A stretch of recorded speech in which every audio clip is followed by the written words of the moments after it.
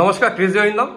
অদ্রিজা রক্ষিত এবছর ভোর থেকে 97.4% পেয়ে ধূপগুড়ি টপার।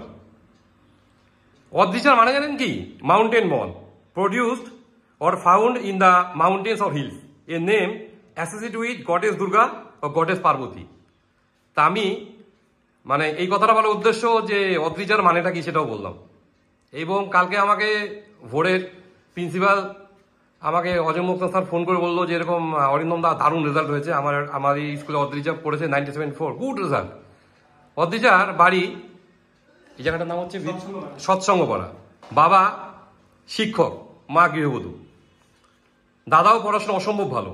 আজকে অদ্রিজার বাড়িতে, অদ্রিজার মুখে শুনবো এই যে তোমার এই যে 97.4 ये सक्सेस का राज क्या है? প্রথমত তো আমি এটাই বলবো যে পড়াশোনা করার আগে কিছুই থাকে না, মানে পড়াশোনা করলে সব নাম্বারই পাওয়া সম্ভব। তো তার সঙ্গে ভালো করে শিক্ষক শিক্ষিকার যে ভালো গাইডেন্সটা লাগে আর মা বাবার গাইডেন্সটা থাকলেই সবকিছু নাম্বার পাওয়া সম্ভব, সব রকম নাম্বার পাওয়া। পড়াশোনা তো সবাই করে, ভোর একাডেমি তো 25 জন স্টুডেন্ট ছিল, তারা তো সবাই পড়াশোনা করছে, কিন্তু অদ্রিজা তো 97.4, এটা কিভাবে সম্ভব? মানে তোমাকে ভালো করে পড়তে হবে, যেমন টিচাররা যে কথাটা বলবে সেটা ভালো করে শুনতে লাগবে, আর হচ্ছে ফলো করতে লাগবে যে কথাগুলো টিচাররা বলবে। যেমন ধরো নোটসগুলো ভালো করে পড়তে লাগবে, তারপরে এনসিইআরটি বইগুলো পড়তে লাগবে, তার সঙ্গে একটু রেফারেন্স বইয়ের কোয়েশ্চেন প্র্যাকটিস করলেই এটা সম্ভব। বড় হয়ে তোমার কি হওয়ার ইচ্ছা? আপাতত তো বড় হয়ে ডাক্তারির দিকে যাওয়ার ইচ্ছা, নিটের দিকে যাওয়ার ইচ্ছা। হ্যাঁ, এখন দেখি। তোমার যারা মানে আগামী দিনে যারা পরীক্ষা দিবে আর কি, তাদের ক্ষেত্রে তোমার কি পরামর্শ, পড়াশোনাটা কিভাবে করতে হবে? পড়াশোনা করার জন্য ভালো করে মানে কনসেন্ট্রেশন দিয়ে পড়াশোনাটা করতে হবে যখনই পড়তে বসবে। আর খেলার সময় খেলা, পড়ার সময় পড়াই, কথাটা আমি সবসময় মনে রাখতাম।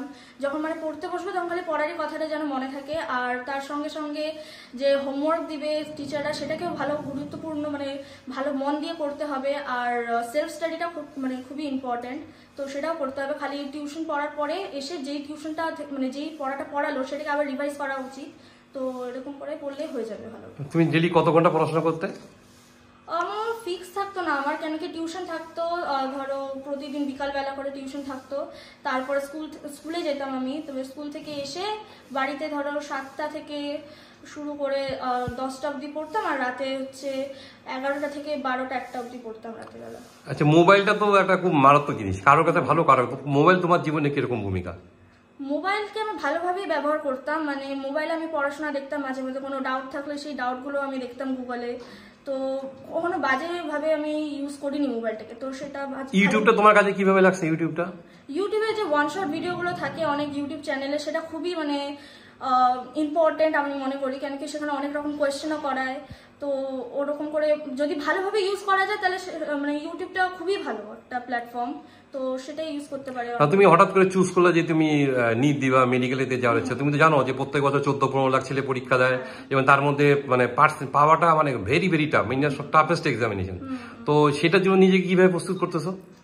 মানে পড়াশোনা করলে তো কখনো মানে পড়াশোনার উপরে তো কিছু নেই, তো যদি আমি ভালো করে পড়ি তাহলে সেটা পাওয়া অসম্ভব নয়। কেন কি যারা আমার মতনই নাম্বার পেয়েছে তারাই এরকম করেই মানে পড়াশোনা করেই তো নিতে চান্স পেয়েছে। তো আমি চেষ্টা করবো আমার মানে বেস্ট দেওয়া সবসময়। তো তুমি অনলাইন কোচিং কি নিচ্ছ? অনলাইন আমি নিয়েছি ফিজিক্স ওয়ালার সাবস্ক্রিপশন নিয়েছি এই বছর, তো সেটাই করছি, ফলো করছি এখন। আচ্ছা, তোমার জীবনে এই যে তোমার ডাক্তার হবো এই যে মানসিকতাটা যে আমাকে হতে হবে ডাক্তারটা, এই যে মানে বাবা মার সাপোর্ট, এটা তোমাকে কিভাবে কাজে লাগছে? মানে খুবই মানে সাপোর্টিভ আমার মা বাবা, এবং দাদাও খুব সাপোর্টিভ, মানে সবসময় আমাকে একটা মোটিভেশন দিয়ে রাখে যে হবে তোর, মানে পড়াশোনা করলে হবে, মানে এই কথাটা সবসময় আমাকে বলে দিয়েছে। সেলফ মোটিভেশনটা কিভাবে আসে? তুমি যে তোমার মধ্যে যেটা দেখলাম আমি একটা মোটিভেশন আছে, সেলফ মোটিভেশনটা তুমি কিভাবে করো আর কি? কোনো মেডিটেশন করো নাকি অন্য কোনো ব্যাপার? না, মানে সেরকম কিছু করি না। মানে তোমার কি মাথার মধ্যে সবসময় একটা জিনিস থাকে যে স্কোর, না তুমি কি কনসেপ্টে বিশ্বাসী না নাম্বারে বিশ্বাসী, কোনটা? আমি কনসেপ্টে বিশ্বাসী, কেন কি কনসেপ্ট যদি ভালো করে তুমি বুঝে নাও তাহলে নাম্বার এমনি আসবে, আমি যেটা বিশ্বাস করি। তো আমি ভালো করে বইটা পড়ি আর নাম্বার এমনি, তারপরে মানে কোয়েশ্চেন। না, তোমার বাড়িতে আমি দেখলাম, এখানে দেখলাম মোস্ট ডিসিপ্লিন স্টুডেন্টস দেখলাম 16-17তে, মানে তোমাকে স্কুল থেকে দেখলাম একটা ইয়ে করছে যে ডিসিপ্লিন নিয়ে একটু বলো, তুমি এত কিভাবে এত ডিসিপ্লিন হলে? ডিসিপ্লিনের জন্য মানুষের লাইফে সাকসেস একটা ডিসিপ্লিন একটা বড় ব্যাপার। মানে সেটা তুমি কিভাবে এটা তুমি আয়ত্ত করলে? মানে এটা আমি বাবা মার থেকেই শিখেছি, কারণ কি আমার বাবা মা খুবই ডিসিপ্লিন, মানে হচ্ছে টাইম টেবিলটাকে খুবই গুরুত্বপূর্ণ মনে করেন। তো সেই হিসাবে আমি সেখান থেকে শিখেছি, আমি মানে যেটা যেই সময় করা সেটা সেই সময় করি। আমি পরের জন্য কিছু রেখে দিই না যে সেটা কালকে করবো, এরকম কিছু রেখে দিই না। তো এর থেকে হয়তো ডিসিপ্লিনটা আমার এসেছে এরকম করে। স্কুলের বোর্ড একাডেমি থেকে তো প্রত্যেকবারই ভালো ভালো ছেলে মেয়ে বেরোচ্ছে, তো স্কুলের অবদান তোমার ক্ষেত্রে কতটা? অত্যন্ত ভালো, মানে দুই একজন টিচারের নাম বলো। যেমন আমি অনেক স্যারের কাছে টিউশন পড়তাম বায়োলজি, শুভজিৎ স্যারের কাছে ফিজিক্স টিউশন পড়তাম, আর দেবাশিস স্যারের কাছে ইংলিশ টিউশন পড়তাম। আর স্কুলের মধ্যে Sachin sir, Anirban sir, Sujit sir, এরা মানে খুবই, মানে বিপুল স্যার, এরা খুবই ভালো টিচার। এরা তোমাকে প্রচুরভাবে সাপোর্ট করছে। হ্যাঁ, বিডি স্যার যেমন ইংলিশের খুবই সাপোর্ট করেছিলেন, মানে কেউ কখনো আমাকে এরকম বলেন যে তুই পারবি না করতে, বা হয়তো আরো মানে সবসময় কম নাম্বার পেলেও আমাকে বলতো যে তুই পারবি, ভালো করে পড়, এরকম করে। আচ্ছা, এমবিবিএস করার পরে তোমার কোন দিকে যাওয়ার ইচ্ছা? এমবিবিএস করার পর স্পেশালাইজেশন করার ইচ্ছা। সেটা কিসের উপরে? আমার কার্ডিওলজি বা গাইনোলজি। ঠিক আছে, তাহলে আমি আগামী দিনে দেখতে পাচ্ছি ডাক্তার হচ্ছে অদ্রিজা রক্ষিত, এমবিবিএস, তারপর এমডি, তারপর ডিএম কার্ডিওলজি। অদ্রিজাকে ধন্যবাদ জানাই।